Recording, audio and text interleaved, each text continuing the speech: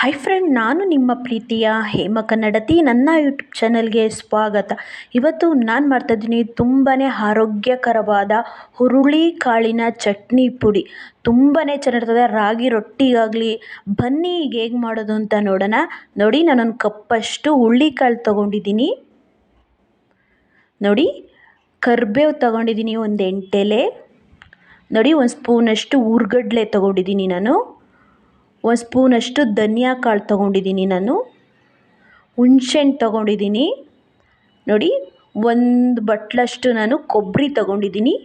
ನೋಡಿ, ಒಂದು 10 ಒಣಮೆಣ್ಸಿಕಾಯಿ ತೊಗೊಂಡಿದ್ದೀನಿ ನಾನು. ಒಂದು ಸ್ಪೂನಷ್ಟು ಜೀರಿಗೆ ಮತ್ತು ಬೆಳ್ಳುಳ್ಳಿ ತೊಗೊಂಡಿದ್ದೀನಿ ನಾನು. ಬನ್ನಿ ಈಗ ಹೇಗೆ ಮಾಡೋದು ಅಂತ ನೋಡೋಣ.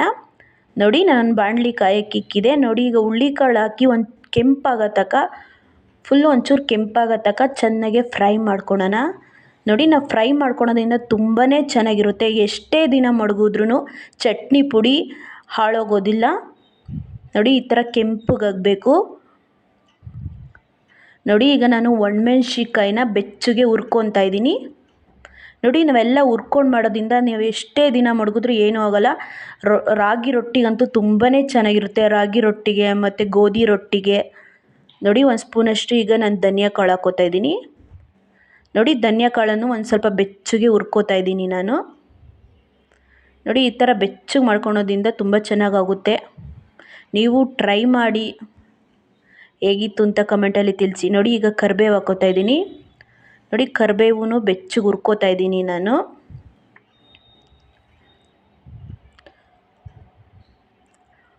ನೋಡಿ, ಒಂದು ಸ್ಪೂನಷ್ಟು ಜೀರಿಗೆ ಹಾಕ್ಕೋತಾ ಇದ್ದೀನಿ. ನೋಡಿ, ಜೀರಿಗೆನೂ ಒಂಚೂರು ಬೆಚ್ಚಗೆ ಹುರ್ಕೋತಾ ಇದ್ದೀನಿ ನಾನೀಗ. ನೋಡಿ, ಹುರ್ಗಡ್ಲೆನೂ ಹಾಕ್ಕೋತಾ ಇದ್ದೀನಿ ನಾನು.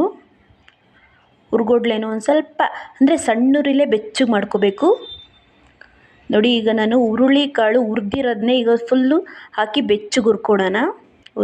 ನೋಡಿ, ಒಂದು ಸ್ಪೂನಷ್ಟು ಧನಿಯಾ ಕಾಳು.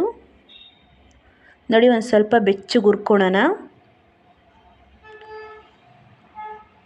ಕರಿಬೇವು, ಕಡಲೆ, ಒಣಮೆಣಸಿನ್ಕಾಯಿ, ಒಂದು ಸ್ಪೂನ್ ಜೀರಿಗೆ, ಒಣ ಕೊಬ್ಬರಿ.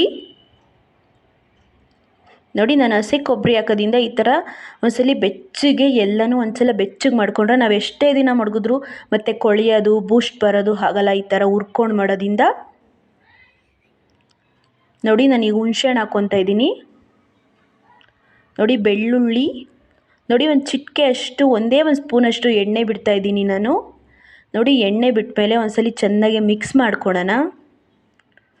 ನೋಡಿ, ಈ ಥರ ಎಣ್ಣೆ ಹಾಕಿದ್ಮೇಲೆ ಒಂದ್ಸಲ ಸಣ್ಣೂರಿಲೇ ಬೆಚ್ಚಗೆ ಹುರ್ಕೊಳ್ಳೋಣ. ಬನ್ನಿ ಈಗ ಆರೋಕ್ಕೆ ಒಂದು ನಿಮಿಷ ಬಿಟ್ಬಿಡೋಣ. ನೋಡಿ, ಈಗ ಆರಾಗಿದೆ. ನೋಡಿ, ಎಣ್ಣೆ ಹಾಕಿದ್ಮೇಲೆ ಎಷ್ಟು ಚೆನ್ನಾಗಿ ಕಲರ್ ಬಂದಿದೆ. ತುಂಬಾ ಚೆನ್ನಾಗೋಗುತ್ತೆ. ನೋಡಿ, ಇದು ಆರಿದೆ. ಮಿಕ್ಸಿಗೆ ಹಾಕ್ಕೋತಾ ಇದ್ದೀನಿ ನಾನು. ನೋಡಿ, ನೀರು ಇರಬಾರ್ದು ಮಿಕ್ಸಿಲಿ.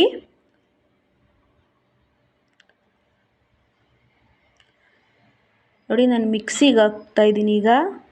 ನೋಡಿ, ರುಚಿಗೆ ತಕ್ಕಷ್ಟು ಉಪ್ಪು ಹಾಕ್ತಾಯಿದ್ದೀನಿ. ನೋಡಿ, ಎಷ್ಟು ನುಣ್ಣಗಾಗಿದೆ ಅಂತ. ನೋಡಿ, ಈ ಥರ ನುಣ್ಣಗೆ ಪೇಸ್ಟ್ ಮಾಡ್ಕೊಬರ್ಬೇಕು. ನೋಡಿ, ನನಗೊಂದು ಪ್ಲೇಟ್ಗೆ ಹಾಕಿ ತೋರಿಸ್ತೀನಿ ಎಷ್ಟು ಚೆನ್ನಾಗಾಗಿದೆ ಅಂತ. ನೋಡಿ, ಎಷ್ಟು ಚೆನ್ನಾಗಾಗಿದೆ ಚಟ್ನಿ ಪುಡಿ. ಹುರುಳಿ ಕಾಳಿನ ಚಟ್ನಿ ಪುಡಿ ತುಂಬಾ ಚೆನ್ನಾಗಿ. ರಾಗಿ ರೊಟ್ಟಿಗಾಗಲಿ, ಚಪಾತಿಗಾಗಲಿ, ರೈಸ್ ಜೊತೆ ತುಪ್ಪ ಹಾಕೊಂಡು ತಿಂದರೆ ತುಂಬಾ ಚೆನ್ನಾಗಿರುತ್ತೆ. ನೋಡಿ, ನೀವು ಟ್ರೈ ಮಾಡಿ ಹೇಗಿತ್ತು ಅಂತ ಕಮೆಂಟಲ್ಲಿ ತಿಳಿಸಿ. ದಯವಿಟ್ಟು ಒಂದು ಲೈಕ್ ಕೊಡಿ, ತುಂಬ ಚೆನ್ನಾಗಿರುತ್ತೆ. ಇಷ್ಟ ಆದಲ್ಲಿ ಲೈಕ್ ಮಾಡಿ, ಶೇರ್ ಮಾಡಿ, ಕಮೆಂಟ್ ಮಾಡಿ. ದಯವಿಟ್ಟು ಸಬ್ಸ್ಕ್ರೈಬ್ ಆಗಿ. ದಯವಿಟ್ಟು ಫುಲ್ಲು ವಿಡಿಯೋ ನೋಡಿ. ಇವತ್ತಿನ ವಿಡಿಯೋ ಇಲ್ಲಿಗೆ ಮುಗಿಸ್ತಾ ಇದ್ದೀನಿ. ಬಾಯ್ ಬಾಯ್.